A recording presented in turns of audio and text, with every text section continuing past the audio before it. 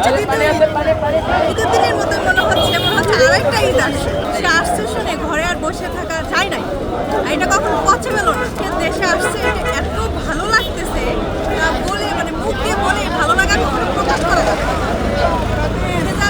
মানে আমার ভাষায় আমি তাকে বলতে পারতাছি না যে সে আসলে আমরা কতটা খুশি হয়েছি।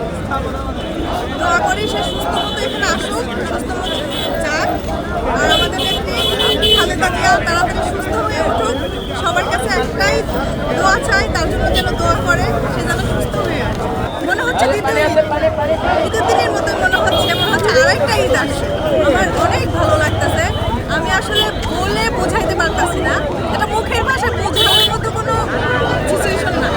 তাকে তো লিডার বলা হয়, তো লিডার যখন দেশে আসে আমাদের তো খুশি হওয়ার কথাই, ঈদের দিনের কথাই। লিডার তো লিডারই হয়, লিডার তো আর কখনো ছোট মনে দেখা যায় না, লিডার সবসময় উপরে থাকে। তারেক রহমান আসছে, মাটি কাঁপছে, মাটি ডাকছে, তারেক রহমান আসছে। এই শীত আমাদের কাছে কিছুই না। এই শীতকে অপেক্ষা করে আমরা দীর্ঘ 7 দিন যাবৎ আমাদের দেশনেতা তারেক রহমান বাংলাদেশে আসবে বিদায় আমরা এখানে অবস্থান করছি। আর এই শীত কিছুটা মা মাটির মিলন, যেটা ঐতিহাসিক একটি রেকর্ড হতে যাচ্ছে কালকে, সেটার জন্য আমরা শরীর হতে আজকে 7 দিন যাবৎ এখানে অবস্থান করছি।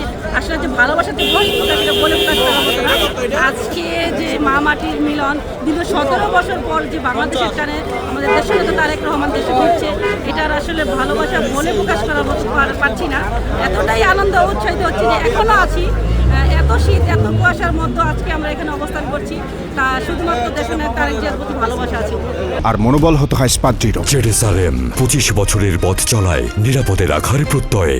আজকে শুধু বাংলাদেশ জাতীয়তাবাদী দলের নেতাকর্মীদের জন্য না, আজকে সারা বাংলাদেশের 50,000 বর্গ মাইলের প্রতিটি মানুষই আছে আনন্দিত এবং তারা একটা শান্তির হাসি হাসছে। আপনারা জানেন যে বিভিন্ন সময় বাংলাদেশে অস্থিতিশীল একটা পরিবেশ বিরাজ করেছিল।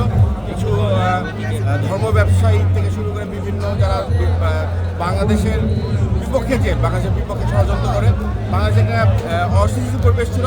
আমাদের বিএনপি মাননীয় ভারপ্রাপ্ত চেয়ারম্যান জনাব তারেক রহমান বাংলাদেশের স্বদেশ প্রত্যাবর্তনের উপলক্ষে সকল ষড়যন্ত্র ভেদ করে তিনি বাংলাদেশের জনগণের শক্তির উপরে ভর করে আজকে আমাদের দেশে ফিরে এসেছেন এবং আপনি দেখবেন যে উত্তর থেকে দক্ষিণ পর্যন্ত আজকে লোকের অন্য। আজকে সারাদিন মনে করেন আমরা 7 দিন ধরে এখানে অবস্থান করতেছি, তারপরে বাসায় মনে করেন আমাদের অনেক আত্মীয় স্বজন, কালকে আমরা সব আত্মীয় স্বজন নিয়ে কিন্তু এখানে মিলন মেলে আমরা।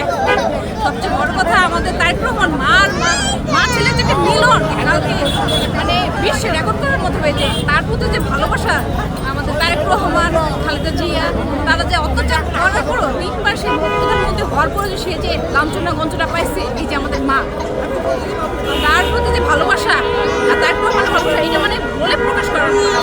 এখানে নারী নেত্রীরাও এই প্রোগ্রাম অ্যাটেন্ড করার জন্য নিজের এই 25শে ডিসেম্বরটা স্মরণীয় রাখার জন্য দূর দূরান্ত থেকে ছুটে আসছে। এখানে শীত বা অন্যান্য ভিড়ভাট্টের জ্যাম ইত্যাদি সব কিছু উপেক্ষা করেও আমরা মেয়েরা এখানে এসেছি। আমরা জানি যে আমাদের দলের কাছে আমরা সবচেয়ে বেশি সেফ সিকিউর ফিল করি। এই জন্য আসলে আমরা ঘর ছেড়ে আসতে দ্বিধাবোধ করিনি। আমরা তারেক জিয়ার আগমনকে খুবই সুন্দরভাবে স্মরণীয় করে রাখতে চাই। ধন্যবাদ। এর আগে কখনো তারেক রহমানকে সামনাসামনি দেখছিলেন কিনা? না, এর আগে আমার সামনাসামনি দেখার কোনো সৌভাগ্য হয় নাই। ধন্যবাদ।